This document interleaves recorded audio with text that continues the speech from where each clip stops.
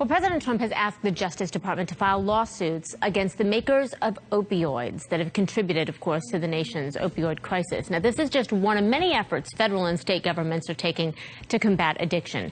Earlier, I spoke with CNN's chief medical correspondent, Dr. Sanjay Gupta, about the ways America is combating this crisis.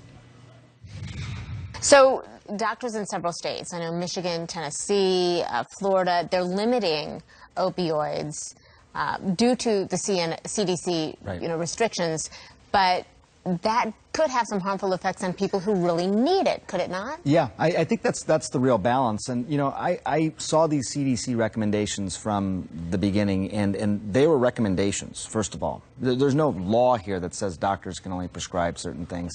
And in fact, if you look at the first page, it says it's for primary care doctors who are prescribing opioids for chronic pain outside of active cancer treatment, outside of palliative care, outside of end-of-life care. So it's certain patients they realize are just going to have probably a more likely demand for opioids.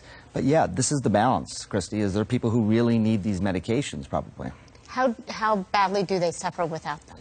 You know, if someone has become dependent on opioids for pain and they've been taking them long-term, at that point, you know, they need them. They've also become dependent on them. So it would be really hard to sort of taper those patients down, especially when they don't have good alternatives for their pain. That's one of the big concerns. I will tell you, you know, and I think it's worth pointing out that we still take, you know, 80 to 90% of the world's opioids in this country. We're not even 5% of the world's population. My point is this, it's not that people don't need these medications, it's that the rest of the world has figured out a way to take a lot less. And, you know, people presumably have same pain issues and issues all over the world. So why do we treat it differently? You know, different ways of treating pain, non-opioid based ways of treating pain. You have emergency rooms that are completely opioid-free emergency rooms. They don't, in other countries. In other countries, there's even one now here in the United States, and they've figured out ways to say, look, someone comes in with a broken hip, for example.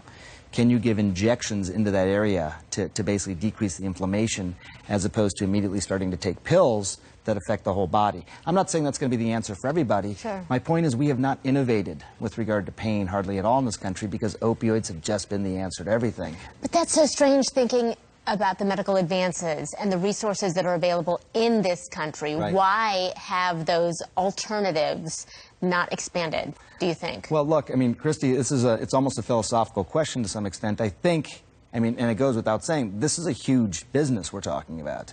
There's not a lot of incentives to change something that's a huge business where you have 80 to 90% of the world's supply coming into this country. So it's not to be patronizing to researchers who are doing good work out there, but morphine, you know, these opioid-based medications have been the answer for decades now. Mm-hmm.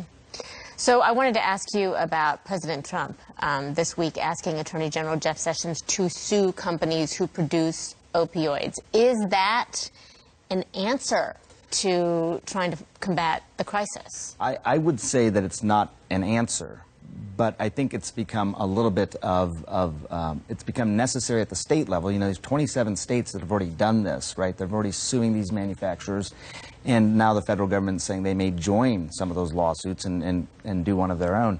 I think that for some time, you know, you've had certain companies that have been out there giving information that we now know was false.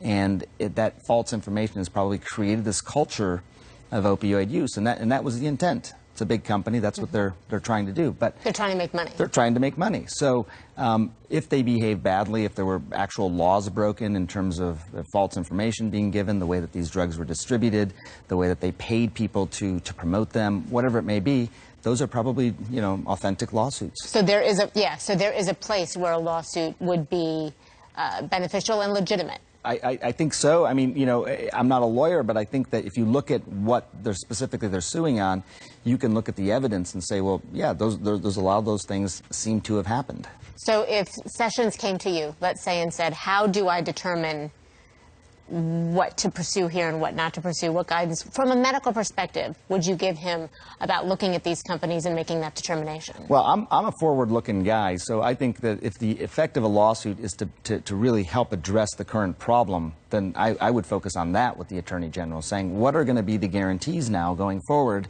that we're not going to still be in the situation where companies are shipping tens of thousands of pills to a community of 5,000 people. Why were they doing that? Yeah. What did they think was going to happen there? Those types of things have to stop. In terms of the punitive part of it, you know, I don't know. I think that's going to be a question probably for the lawyers to decide. But clearly, there's been hundreds of billions of dollars made on these drugs, and people have lost their lives as a result of it. All right. Sanjay Gupta, thank you so much.